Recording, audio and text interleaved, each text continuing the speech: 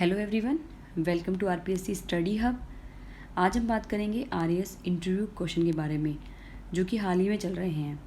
तो उसमें हम बात करेंगे बाबूलाल कटारा जी सर किस टाइप के क्वेश्चन पूछ रहे हैं और उन्होंने कैंडिडेट से कौन कौन से क्वेश्चन पूछे हैं, उन्हीं के बारे में आज हम डिस्कस करेंगे। उससे पहले हम थोड़ा सा बैकग्राउंड जान लेते हैं बाबूलाल कटारा जी सर का। उनकी जो क्वालिफ़िकेशन है वो है एमए इकोनॉमिक्स से, यानी उन्होंने एमए इकोनॉमिक्स से करा है। उसके अलावा उन्होंने बीएड भी करा है। तो चांसेस ये है कि वो इकोनॉमिक्स से क्वेश्चन तो पूछेंगे ही पूछेंगे, क्योंकि उन्हें एमए जो है वो इकोनॉमिक्स से करा है। डेट ऑफ बर्थ जो है उनकी 12/11/1964 है। उन्होंने जो आरपीएससी में मेंबर जो हैं ये, तो आरपीएससी में उन्होंने जो चार्ज लिया, बाहर ग्रहण किया था 15 अक्टूबर 2020 को। प्रीवियस जो पोस्ट थी जो हेल्ड करते हैं वो है director statics, department of planning Rajasthan, यानी डिपार्टमेंट ऑफ प्लानिंग जो है राजस्थान का, उसमें ये क्या थे, डायरेक्टर थे। तो चांसेस बनते हैं कि ये डिपार्टमेंट ऑफ प्लानिंग से भी क्वेश्चन पूछेंगे, यानी स्टैटिक्स जो रिलेटेड क्वेश्चन है वो भी ये पुटअप कर सकते हैं। तो आप अच्छे से प्रिपेयर कर लीजिएगा। अगर आपका बोर्ड बाबूलाल कटारा जी सर का आ जाता है तो आप इकोनॉमिक्स एंड जो प्लानिंग से रिलेटेड जितने भी क्वेश्चन है वो आप प्रिपेयर करके जाइए। ओके, तो बात करते हैं हम जो 21 जून जो क्वेश्चन हुए हैं हमारे, ठीक है, आरएएस इंटरव्यू में हुए 21 जून को, उनके बारे में। तो फर्स्ट क्वेश्चन आता है 10th कहाँ से करी, 12th कहाँ से करी। ओके, इसमें बात करेंगे 12th। ये क्वेश्चन तो सबसे पूछा जाता है कि 10th कहाँ से करी, 12th कहाँ से करी, ग्रेजुएशन कहाँ से करी। तो इसका आंसर तो आप अपने अकॉर्डिंग दे दीजिएगा, जैसा भी आपने करा है, जो भी आपका सिचुएशन रही है उसके अकॉर्डिंग आप आंसर दे दीजिएगा। ग्रेजुएशन जिस फील्ड में आपने करी है उसके बारे में आप बता दीजिएगा। ओके, अब ये क्वेश्चन उस कैंडिडेट से पूछा गया है कि 2014 से अभी तक क्या कर रहे हैं। यानी हो सकता है कि 2014 से हो सकता है वो बंदा आरएएस की तैयारी में लगा हुआ हो, कुछ और नहीं कर रहा हो। तो ऐसे बंदे से ये क्वेश्चन पूछा गया हो तो जेन्युइन आंसर जो होगा इसका भी वही आंसर दिया जाएगा कि जो बंदा करा था, हो सकता है आरएएस की तैयारी कर रहा हो या फिर कोई और फील्ड की तैयारी कर रहा हो, या उसके सर्कमस्टेंसेस में जो परिस्थिति थी, ठीक है, जो भी सिचुएशन थी उसके अकॉर्डिंग वो आंसर दे देगा। नेक्स्ट आता है हमारा महंगाई कैसे कैलकुलेट होती है। महंगाई कैसे कैलकुलेट होती है, तो महंगाई जो है वो कैलकुलेट होती है 3 तरीके से। महंगाई जो है वो कैलकुलेट होती है। एक तो होता है सीपीआई, और एक होता है हमारा डब्ल्यूपीआई, और एक होता है हमारा PPI, production price index. CPI जो हो गया हमारा कंज्यूमर प्राइस इंडेक्स, डब्ल्यूपीआई हमारा हो गया होलसेल प्राइस इंडेक्स, और पीपीआई प्रोडक्शन प्राइस इंडेक्स। तो इन तीनों पर ही जो हमारी इन्फ्लेशन यानी मुद्रास्फीति यानी जो हमारी महंगाई है वो क्या होती है, कैलकुलेट होती है। फिर जैसे ही उस बंदे ने आंसर दिया होगा तो हो सकता है उसे सीपीआई और डब्ल्यूपीआई के बारे में पूछा गया कि सीपीआई और डब्ल्यूपीआई क्या है। तो उसके बारे में भी थोड़ा जान लेते हैं कि सीपीआई और डब्ल्यूपीआई क्या है। CPI consumer price index, okay, उपभोक्ता मूल्य सूचकांक हिंदी में इसको बोलते हैं। इसका जो आधार वर्ष है वो क्या है, 2012, ओके, सीपीआई का।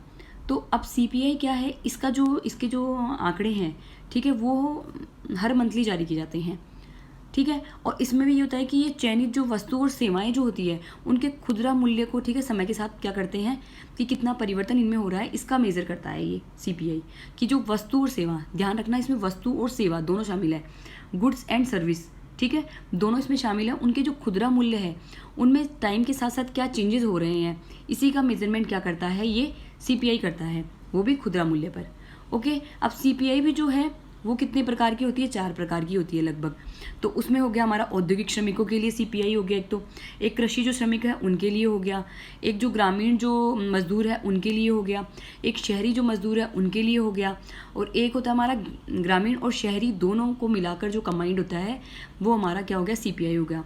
तो इस तरह से सीपीआई जो है वो कैलकुलेट होती है। और सीपीआई में जो कमोडिटी है वो लगभग 200 तरह की कमोडिटी जो है उसमें शामिल है। प्राथमिक वस्तुएं हो गई, द्वितीयक वस्तुएं हो गई, इस तरह मिलाकर लगभग 200 कमोडिटी जो है वो सीपीआई में शामिल है।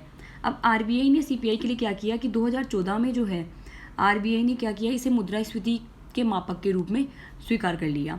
यानी 2014 से जो है ये मुद्रास्फीति का मापक बना। इससे पहले केवल डब्ल्यूपीआई पर ही हम क्या करते थे, मुद्रास्फीति का आकलन करते थे। ओके, तो मुद्रास्फीति का मापन जो है ना वो खुदरा स्तर पर करती है आरबीआई सीपीआई में। तो सीपीआई में जो पूरा रोल हो जाता है वो हमारा हो जाता है आरबीआई का, क्योंकि आरबीआई जो है वो क्या करती है, सीपीआई का आकलन करती है। दूसरा हमारा आता है WPI। WPI क्या है? होलसेल प्राइस इंडेक्स, यानी थोक मूल्य सूचकांक। अब इसके आधार वर्ष की बात करें तो इसका आधार वर्ष भी लगभग सेम है, 2011-12। 2011-12 क्या है? इसका आधार वर्ष है। तो इसमें क्या करते हैं, इसके जो डेटा होते हैं वो हमेशा वीकली जारी किए जाते हैं। जो भी कौन जारी करता है? सरकार जो है वो वीकली जारी करती है इसके आंकड़े। और इसमें 697 जो कमोडिटीज़ है, यानी वस्तुएं जो है वो शामिल है। और एक बात ध्यान रखिएगा कि WPI जो है उसमें केवल वस्तु शामिल की जाती है, सेवाएं जो है वो शामिल नहीं की जाती है। जबकि CPI में जो है वस्तु और सेवा दोनों इंक्लूड होती है। ओके, नेक्स्ट हम बात करते हैं कि थोक स्तर पर वस्तुओं की कीमतों का आकलन करने के लिए हम WPI का यूज़ करते हैं। इसीलिए इसमें एक वस्तु का हम क्या करते हैं? नमूना लेते हैं, ठीक है, और फिर उसको लेकर हम क्या करते हैं? इन्फ्लेशन जो है उसका मेजरमेंट करते हैं, ठीक है। मुद्रास्फीति की माप जो है वो क्या करते हैं? थोक स्तर पर करते हैं। तो ये भी क्या करता है? महंगाई जो है हमारी उसकी गणना के लिए क्या होता है? WPI भी क्या है? सहायक है। अब दोनों में जो अंतर है वो भी देख लेते हैं। एक तो अंतर, सबसे बड़ा तो अंतर यही हो गया कि CPI जो है उसमें गुड्स एंड सर्विस यानी वस्तु और सेवा दोनों शामिल है, जबकि WPI में क्या है? केवल गुड्स जो है वो शामिल है, ओनली वस्तुएं शामिल है। WPI जो आधारित जो मुद्रास्फीति की माप जो है वो उत्पादक स्तर पर की जाती है, जबकि CPI के तहत क्या होता है? उत्पादक स्तर पर कीमतों में क्या चेंजेस हो रहे हैं उसके आधार पर की जाती है। ओके, नेक्स्ट है कि WPI जो है हमारा, उसमें क्या होता है कि सेवाओं की कीमतों में परिवर्तन जो है वो शामिल नहीं किया जाता है, वो हम बात कर ही चुके हैं। जबकि CPI में सेवाओं की जो कीमतें जो चेंजेस होती हैं वो भी शामिल होती है। तो इस तरह से CPI और WPI जो है आप अच्छे से देख जाइएगा कि क्या होता है, महंगाई क्या होती है, ठीक है, इन्फ्लेशन जो होती है, हमारी मुद्रास्फीति क्या होती है, ये सब आप पढ़ जाइएगा। क्योंकि कटारा जी सर का जो है ना बैकग्राउंड जो है वो इकोनॉमिक्स है, तो मोस्ट प्रोबेबली आपको इकोनॉमिक्स से रिलेटेड क्वेश्चन तो पूछे जाएंगे। नेक्स्ट है हमारा मुद्रास्फीति क्या होती है। मुद्रास्फीति से आशय यानी महंगाई जो है उसी को हम क्या करते हैं, आम भाषा में जो मुद्रास्फीति है उसी को हम महंगाई बोलते हैं। अब इसमें क्या होता है कि वस्तु और सेवाओं की सामान्य कीमतों में वृद्धि जब हो जाती है तो उसको हम क्या बोलते हैं? इन्फ्लेशन बोलते हैं। और इन्फ्लेशन में भी क्या होता है कि जो RBI जो है वो इसको क्या करता है? रेगुलेट करता है। ओके, इसका भी मापन जो होता है हम पहले देख ही चुके हैं कि CPI, WPI और PPI के आधार पर क्या करते हैं? हम इसका मापन करते हैं। और लगभग 2 से लेकर 4% के बीच जो हमारी मुद्रास्फीति है वो क्या मानी जाती है? एक अच्छी आइडियल मानी जाती है। ओके, मुद्रास्फीति, इस तरह से आप मुद्रास्फीति जो है वो कर सकते हैं। नेक्स्ट क्वेश्चन हमारा आता है, महंगाई कैसे बढ़ती है? महंगाई जो है वो यानी जब जैसे इन्फ्लेशन रेट यानी जो हमारी मुद्रास्फीति रेट बढ़ जाएगी तो क्या होता है? महंगाई बढ़ जाती है। अब महंगाई से आशय ये हो गया कि जो वस्तुओं की जब मांग जो होती है वो पूर्ति से जब अधिक हो जाती है, यानी मांग ज़्यादा है और पूर्ति कम है, तो इन्फ्लेशन रेट क्या होती है? ज़्यादा होती है। तो इसी से क्या होता है? महंगाई बढ़ जाती है। तो हम आम भाषा में कहते हैं कि महंगाई बढ़ गई है। तो महंगाई जो है वो टोटली WPI, CPI इन पर डिपेंडेंट होती है। नेक्स्ट क्वेश्चन की बात करते हैं हम, कहाँ पढ़ाते हो? कोचिंग का नाम बताओ। अब जिस कैंडिडेट से ये क्वेश्चन पूछा गया है वो कोई कोचिंग में पढ़ाते हैं, ठीक है, तो उनसे कोचिंग का नाम पूछा गया है कि आप कहाँ पढ़ाते हो, उस कोचिंग का नाम बताओ। तो वो जिसमें पढ़ाते हैं उन्होंने आंसर दे दिया होगा। अब जो कैंडिडेट है उसकी हॉबी जो है आई थिंक डायरी लिखना है, तभी उनसे डायरी से रिलेटेड क्वेश्चन पूछे गए हैं कि डायरी कब से लिख रहे हो? अच्छा, 7 वर्ष से लिख रहे हैं तो 7 चीज़ें बताओ जो डायरी से सीखी। तो ये तो डायरी जिसकी हॉबी है डायरी राइटिंग, वो ये आंसर बता सकता है। नेक्स्ट क्वेश्चन बात करते हैं हम RBI के गवर्नर। तो RBI के गवर्नर जो है वर्तमान में शक्तिकांत दास है, तो इसका आंसर ये हो जाएगा। नेक्स्ट क्वेश्चन आता है हमारा जो करंट में काफ़ी ज़्यादा विवाद का मुद्दा बना हुआ है, ट्विटर एवं इंडिया के बीच क्या विवाद है। अब ट्विटर और इंडिया के बीच विवाद तो सभी को पता ही है, ठीक है। अब इसमें विवाद ये है कि जो इंडियन गवर्नमेंट है उन्होंने नए IT नियम जो है वो लागू किए हैं और उसकी पालना सुनिश्चित करने के लिए ट्विटर को क्या किया? नोटिस भी जारी किया कि आपको लगभग है ना इतने दिन में, उन्होंने 3-4 गाइडलाइन निर्धारित की कि ट्विटर को जो है ये नियम जो है वो इस डेट तक फॉलो करने होंगे। लेकिन ट्विटर ने जो है वो नियम फॉलो नहीं किए, बल्कि उसका विरोध करते हुए उन्होंने क्या किया? उपराष्ट्रपति से जो उनका ट्विटर अकाउंट है उसे ब्लू टिक हटा दिया। उसके अलावा बहुत सारे जो अकाउंट्स है 257 के लगभग अकाउंट है उनको सस्पेंड कर दिया। फिर बाद में हैशटैग जो है उनको, जो जितने भी हैंडल्स हैं उनको वापस बहाल कर दिया। मतलब ट्विटर और सरकार के बीच जो है तनातनी लगातार चलती रही और अभी भी जारी है। तो ये विवाद चलता रहा। अब विवाद में जो है वो क्यों विवाद जो है, जो नया आईटी नियम जो है वो लाया गया है, नया आईटी नियम जो है वो सरकार ने लाया है। उसमें ये कहा गया है कि ट्विटर को जो है लगभग 36 घंटे के अंदर है ना कोई भी आपत्तिजनक सामग्री जो है वो हटानी होगी, ठीक है। साथ में जहाँ से ओरिजिनेट हुई है, यानी जो सूचना या जो कोई भी आपत्तिजनक सामग्री है जहाँ ओरिजिनेट हुई है उसकी भी जानकारी जो है वो ट्विटर जो है वो सरकार को देगी। क्योंकि ट्विटर क्या है, एक इंटरमीडिएटरी क्या है, प्लेटफॉर्म है सोशल मीडिया का, तो उसे सरकारी नियम को क्या होगा, मानना ही होगा, सरकार का ये कहना है। तो सर जितने भी आपत्तिजनक जो पोस्ट है उन सभी की जानकारी जो है इंडियन गवर्नमेंट को देनी होगी। बट इससे क्या है, ट्विटर को क्या है, आपत्ति है। ट्विटर ऐसे कहता है कि ये जो नए नियम जो लाए गए हैं वो क्या है, वो जो हमारी फ्रीडम ऑफ स्पीच है, यानी जो फ्री स्पीच है, ठीक है, उसको क्या कर रहे हैं, ये बाधित कर रहे हैं। क्योंकि लोग जो है वो अपने हिसाब से कुछ भी बोलेंगे, बट ऐसा तो नहीं है। सरकार जो है केवल उन्हीं सामग्री पर बैन कर रही है जो आपत्तिजनक है, तो फ्रीडम ऑफ स्पीच को जो है ये कहीं भी बाधित नहीं कर रहे हैं। नेक्स्ट है हमारा, सरकार इंटरमीडिएटरी कानून क्यों लाई। अब सरकार जो है इंटरमीडिएटरी कानून इसलिए लाई कि अभी हाल ही में क्या है कि डिजिटल मीडिया जो है वो काफ़ी ज़्यादा यूज़ किया जा रहा है। इसमें भी जो OTT प्लेटफॉर्म है और सोशल मीडिया जो है, इनका प्रयोग जो है वो काफ़ी बढ़ रहा है। हालांकि इसका प्रयोग जो है वो सकारात्मक भी है और नकारात्मक भी है, लेकिन इसका प्रयोग जो है हाल ही में नकारात्मक है। तो इसके लिए कोई कानून या फिर कोई भी नियम नहीं बना हुआ था, तो सरकार जो है वो एक प्रॉपर नियम लाने की कोशिश कर रही है इसके लिए। तो उन्होंने 2021 में क्या किया, गाइडलाइंस लाई, ठीक है, जो intermediate guidelines and digital media ethics code लेकर आई है, ठीक है, एक आचार संहिता लेकर आई है कि कौन कौन सी आचार संहिताएं जो है वो पालन की जाएगी। वो किस किस के लिए लाई है, जैसे फेसबुक के लिए, यूट्यूब के लिए, इंस्टाग्राम के लिए, व्हाट्सएप के लिए, ट्विटर के लिए, जैसे और जहाँ OTT जो ओवर द टॉप जो प्लेटफॉर्म है, इनके लिए क्या लेकर आई है, एक नया नियम लेकर आई है, ओके। और बाद में इसको कानून भी बनाया गया। तो ये नियम क्या थे, ये नियम ये करता है कि जो ऑनलाइन जो है प्रत्येक व्यक्ति को ऑनलाइन सिक्योरिटी और डिग्निटी जो है वो प्रदान करना जो है वो इसका लक्ष्य है। यानी सभी को क्या करें, ऑनलाइन जितने भी कंटेंट्स है उससे रिलेटेड सिक्योरिटी और डिग्निटी जो है उनकी रक्षा की जाए, इसमें ये बात की गई है। साथ ही अगर ये है कि गलत जो सूचनाएं हैं उनका सोर्स क्या है, एक तो इसका खुलासा किया जाएगा, और 24 घंटे के भीतर जो है उनको क्या किया जाएगा, या तो हटाया जाए या फिर लोगों की जो पहुंच है उस तक कंटेंट तक नहीं पहुंचे, ये सुनिश्चित करना इसमें शामिल किया गया। किसमें शामिल किया गया, जो हमारा नया इंटरमीडिएटरी कानून है। मीडिएटर को क्या होगा कि जो कंटेंट की शिकायत मिलने पर उसे क्या होगा, 24 घंटे के भीतर उसको हटाना भी होगा। अगर मान लो कोई आपत्तिजनक कंटेंट है तो उसको क्या होगा, हटाना होगा। क्योंकि अगर किसी व्यक्ति का जो है निजता का हनन किया जा रहा है, जैसे पोर्नोग्राफी जाती है, कई बार बदली हुई कोई छवि जाती है, मॉर्फी कर दी जाती है, यानी वस्तु की व्यक्ति तो कोई और है, उस चेहरा किसी और का लगा दिया जाता है। इस तरह की जो ऑनलाइन जो घटनाएं होती हैं, इनको रोकने के लिए जो है ये इंटरमीडिएट कानून जो है वो लाया गया है। तो इन सभी को क्या करना है, जितने भी लिंक्स हैं उनको या तो हटा दिया जाए या फिर निष्क्रिय कर दिया जाए, ताकि क्या हो, किसी व्यक्ति की तक पहुंच ना हो। साथ ही भारत की संप्रभुता और अखंडता की भी रक्षा करना इसका उद्देश्य बताया जा रहा है। क्योंकि ऐसे कंटेंट जो सरकार के खिलाफ होते हैं, सरकार जो भारत की संप्रभुता और अखंडता के खिलाफ होते हैं, उन कंटेंट को भी रोकना इसका उद्देश्य माना गया है। अब नेक्स्ट हम बात करें, राइट टू स्पीच भारत में है या नहीं, ये क्वेश्चन भी पूछा गया। राइट टू स्पीच जो है हमारा आर्टिकल जो 19 है, हमारा जो हमारे मूल अधिकार का है, उसमें आर्टिकल 19 में मेंशन है कि राइट टू स्पीच जो है भारत में है। भारत में ऑफ कोर्स राइट टू जो स्पीच है वो है। हाँ, हालांकि सरकार जो है राइट टू स्पीच को जो है देश की अखंडता संप्रभुता के लिए जो है, एकता अखंडता और संप्रभुता के लिए जो है राइट टू स्पीच पर कुछ हद तक बैन लगा सकती है कि कोई भी व्यक्ति जो है वो भारत की एकता अखंडता और जो संप्रभुता है उसके खिलाफ नहीं बोल सकता है। लेकिन हर व्यक्ति को अपने अकॉर्डिंग जो है वाक और अभिव्यक्ति का अधिकार है, और ये अधिकार जो है हर व्यक्ति को जो है उसका अधिकार जो है वो अक्षुण्य है।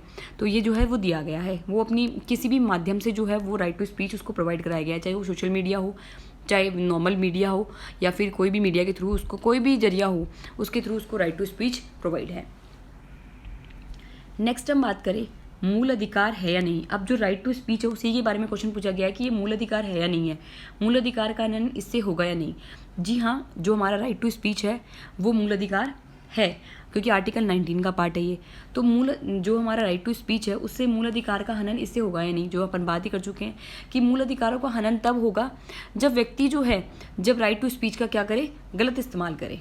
ओके, देश की एकता और अखंडता जो है उससे उसके खिलाफ काम करे तो राइट टू स्पीच का क्या हो जाता है, हमारा मूल अधिकार का क्या हो जाता है, हनन हो जाएगा। तो इस तरह से हम बात करते हैं।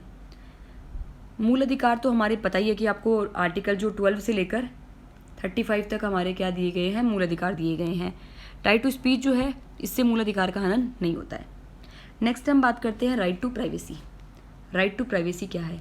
अब राइट टू प्राइवेसी जो है वो भी हमारे आर्टिकल 21 जो हमारे इंडियन कॉन्स्टिट्यूशन है उसके आर्टिकल 21 में जो है उसमें सुप्रीम कोर्ट ने कहा कि आर्टिकल 21 जो है वो राइट टू प्राइवेसी जो है वो प्रदान करता है। ये भी क्या है, मूल अधिकार है। राइट टू प्राइवेसी एक मूल अधिकार है जिसमें क्या है, व्यक्ति की निजता की जो है सुरक्षा की जाती है। ठीक है, व्यक्ति की मर्जी के बिना है ना उसके कोई भी कंटेंट या उसका कोई भी निजी जानकारी है वो साझा नहीं की जा सकती है, या जब तक वो नहीं चाहे। जैसे मान लो फ़ोन टैपिंग के विरुद्ध अधिकार हो गया। ओके, मतलब उसकी मर्जी के बिना कोई भी कंटेंट जो है वो शो नहीं किया जा सकता है, चाहे उसकी फ़ोटो हो, उससे चाहे उसके फिंगरप्रिंट्स हो, कोई भी चीज़ जो है उसकी व्यक्ति की मंजूरी के बिना यूज़ नहीं किए जा सकते हैं। नेक्स्ट हम बात करें इंटरमीडिएटरी कानून से भारत की संप्रभुता कैसे प्रभावित हुई है। अब इसकी बात तो हम पहले कर ही चुके हैं कि इंटरमीडिएट कानून से भारत की संप्रभुता कैसे प्रभावित होती है, इसके बारे में हम पहले डिस्कस कर चुके हैं और आप इसको डिटेल से पढ़ लीजिएगा, आपको समझ में आ जाएगा। नेक्स्ट हम बात करते हैं प्रोफेशनल तौर पर पढ़ाते हैं क्या। अब किसी दूसरे कैंडिडेट से, मतलब जो मेंबर 2-3 मेंबर होते हैं उनमें से किसी और ने बाद में क्वेश्चन उठाया कि प्रोफेशनल तौर पर पढ़ाते हैं, क्योंकि उन्होंने अपना जो है प्रोफेशन बताया कि टीचिंग मैं कोचिंग में पढ़ाता हूँ। तो एक जो मेंबर है उन्होंने पूछा कि कौन सी कोचिंग में पढ़ाते हैं, तो नेक्स्ट ने पूछा कि प्रोफेशनल तौर पर पढ़ाते हैं। तो उन्होंने जो भी उनके साथ परिस्थिति है, जो भी जैसा पढ़ाते हैं उनके अकॉर्डिंग आंसर उसने दे दिया होगा। नेक्स्ट है पहले साक्षात्कार व दूसरे साक्षात्कार में कितने अंक मिले। अब उनसे क्वेश्चन पूछा गया, उन्होंने कहा हो सकता है अटेम्प्ट जो है वो 3rd है, तो पहला जो साक्षात्कार है, अटेम्प्ट का पता नहीं बट उनका साक्षात्कार अटेम्प्ट जो है वो 3rd अटेम्प्ट है।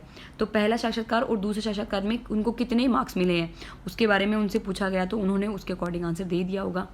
ये क्वेश्चन आप RAS क्यों बनना चाहते हैं, ऑब्वियस सी बात है, ये तो उठना ही क्वेश्चन है, ये तो सभी से पूछा जाता है कि आप RAS क्यों बनना चाहते हैं। तो इसका तो आंसर आप याद करके ही जाइएगा कि आप RAS क्यों बनना चाहते हैं। सबका एम जो है वो अलग अलग हो सकता है, आंसर देने का पैटर्न, देने का आंसर जो देने का तरीका है वो भी सबका अलग अलग होगा। नेक्स्ट क्वेश्चन, फिर 3rd मेंबर जो है वापस से क्वेश्चन उठाते हैं डायरी पर, क्योंकि डायरी उनकी हॉबी है, डायरी लिखना।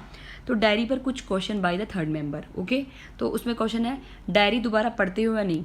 उनसे पूछा गया कि जो डायरी आपने लिख दी है उसको दोबारा कभी पढ़ते हो या नहीं पढ़ते। नेक्स्ट क्वेश्चन डायरी पे ये पूछा गया डायरी दोबारा कितने दिनों बाद पढ़ते हो। डायरी जो है आपने लिख दी है उसको कितने दिनों बाद पढ़ते हो। तो उसने येस नो जो भी दिया होगा उसके अकॉर्डिंग उन्होंने पूछा होगा कि डायरी दोबारा कितने बाद लिखते हो, कितने दिनों बाद लिखते हो, पढ़ते हो। तो ये जो क्वेश्चन है अगर किसी की डायरी राइटिंग हॉबी है तो उसके लिए इंपॉर्टेंट बन जाते हैं, तो ये क्वेश्चन आप जो है देख लीजिएगा। उसके बाद है DM व DC में अंतर, यानी डिस्ट्रिक्ट मजिस्ट्रेट और डिस्ट्रिक्ट कलेक्टर जो है उसमें अंतर बताना है। तो ये भी आप देख लीजिएगा कि क्या क्या DM और DC में क्या क्या अंतर होते हैं। भ्रष्टाचार को कैसे रोकोगे, अब ये क्वेश्चन जो है ये भी लगभग हर इंटरव्यू में पूछा जाता है कि भ्रष्टाचार को कैसे रोकोगे, भ्रष्टाचार रोकने के लिए आप कौन कौन से उपाय करोगे। अगर आप किसी आपको अधिकारी के पद पर हैं, तो अगर आपको कोई रिश्वत देने की कोशिश करता है तो आप किस तरह से उसको डील करोगे। तो इस तरह से हाइपोथेटिकल क्वेश्चन भी पूछा जा सकता है भ्रष्टाचार पे, तो इसको भी आप थोड़ा देख लीजिएगा। उसके अलावा आपकी स्ट्रेंथ एंड वीकनेस क्या है, ये क्वेश्चन तो मैंने पहले भी डिस्कस करा है, पहले वाले इंटरव्यू में भी, कि आपकी जो स्ट्रेंथ और वीकनेस है वो तो आपको रटी लेनी है कि आपकी कौन कौन सी स्ट्रेंथ और वीकनेस है। 5 ये है, 5 स्ट्रेंथ है, 5 मेरी वीकनेस है, ठीक है। तो और स्ट्रेंथ और वीकनेस इस तरह से बनाइएगा कि वो जो है पॉजिटिविटी का थोड़ा उसमें क्या हो, थोड़ा मिक्सचर हो, पॉजिटिविटी भी या उसमें थोड़ी झलके। तो इस तरह से आप स्ट्रेंथ एंड वीकनेस जो है वो देख लीजिएगा, आप में क्या क्या स्ट्रेंथ एंड क्या क्या वीकनेस है। नेक्स्ट क्वेश्चन हमारा आता है गलवान घाटी क्या है, क्या विवाद है। अब गलवान घाटी जैसे कि हमें पता ही है कि जो हमारा लद्दाख रीजन है, ठीक है, वहाँ पर जो है ये गलवान घाटी जो है वो स्थित है। तो गलवान घाटी में क्या हुआ था, थोड़े टाइम पहले भारत और चीन के बीच जो है विवाद हो गया था कि चीन की जो आर्मी है वो इसमें अतिक्रमण करने के लिए आ गई थी, और काफ़ी ज़्यादा हमारे जवान जो है भारत के वो गलवान घाटी विवाद में जो है वो मारे गए थे। तो इसको आप देख लीजिएगा और डिटेल से पढ़ लीजिएगा। नेक्स्ट हमारा क्वेश्चन आता है संभाग जो है वो कितने हैं। संभाग जो है वो हमारे कितने हैं, 7 संभाग है राजस्थान में। उसमें हो गया जयपुर, जोधपुर, उदयपुर, भरतपुर, एक अजमेर हो गया, कोटा हो गया और बीकानेर हो गया। तो इस तरह से हमारे 7 संभाग है, तो 7 संभाग जो है वो आप पढ़ लीजिएगा। और जयपुर के अंदर कौन कौन से आते हैं, जोधपुर में कौन कौन से आते हैं, भरतपुर में कौन कौन से आते हैं, उदयपुर में कौन कौन से आते हैं, अजमेर में, कोटा में, बीकानेर में, इन सब में कौन कौन से जो है ज़िले आते हैं, ये भी आप देख लीजिएगा। ओके, संभाग वाले में। नेक्स्ट क्वेश्चन आता है हमारा, ज़िले कितने हैं, नया ज़िला कौन सा है तथा कब बना। अब ज़िले तो राजस्थान में 33 ज़िले हैं, ठीक है। जो हमारा नया ज़िला है वो कौन सा बना, प्रतापगढ़ जो था वो हमारा 33वां ज़िला बना था, 2008 में बन गया था। ये 2008 में बन गया था प्रतापगढ़ हमारा 33वां ज़िला। नेक्स्ट हमारा क्वेश्चन आता है, किताबें भी पढ़ते हैं क्या। अब डायरी जो लिखने उनकी हॉबी थी, तो उनसे नेक्स्ट क्वेश्चन जो है किसी मेंबर ने पूछा कि किताबें भी पढ़ते हैं क्या आप, यानी बुक्स रीडिंग भी आपकी हॉबी है क्या। तो उन्होंने जो है उत्तर दिया होगा हाँ। तो हाँ के बाद उनसे नेक्स्ट क्वेश्चन पुट किया गया, कौन कौन सी किताब पढ़ी है। तो उन्होंने बता दी होगी कि मैंने ये बुक पढ़ी है। तो उन्होंने कोई बुक जो हमारे नेल्सन मंडेला है साउथ अफ्रीका के, उनके बारे में बता दी कि उनकी कोई बुक पढ़ी होगी उन्होंने। तो उन नेक्स्ट क्वेश्चन जो है उनसे नेल्सन मंडेला के ऊपर पूछा गया कि नेल्सन जो मंडेला है उनसे आपने क्या सीखा। तो उन्होंने अगर बुक रीडिंग करी है तो जो नेल्सन मंडेला जी की जो हैबिट्स है, जो भी उनकी अच्छी अच्छी बातें हैं, वो उन्होंने क्या की होगी, बता दी होगी। उसके बाद नेल्सन मंडेला जो है उनका क्या योगदान है, ये भी उन्होंने उनसे पूछा गया, तो उन्होंने इसका आंसर भी दे दिया। तो इस तरह से ये जो कैंडिडेट है इनका इंटरव्यू जो है वो काफ़ी अच्छा गया। और उनका इंटरव्यू जो है लगभग 20 से 25 मिनट तक चला था। इंटरव्यू 20 से 25 मिनट तक क्या इनका इंटरव्यू चला। तो इंटरव्यू अच्छा गया है। आई होप कि इनका सिलेक्शन हो। Thank you for watching this video. आगे इसी श्रृंखला में मैं और क्वेश्चन लेकर आऊँगी कि इंटरव्यू में कौन कौन से क्वेश्चन पूछे जा रहे हैं।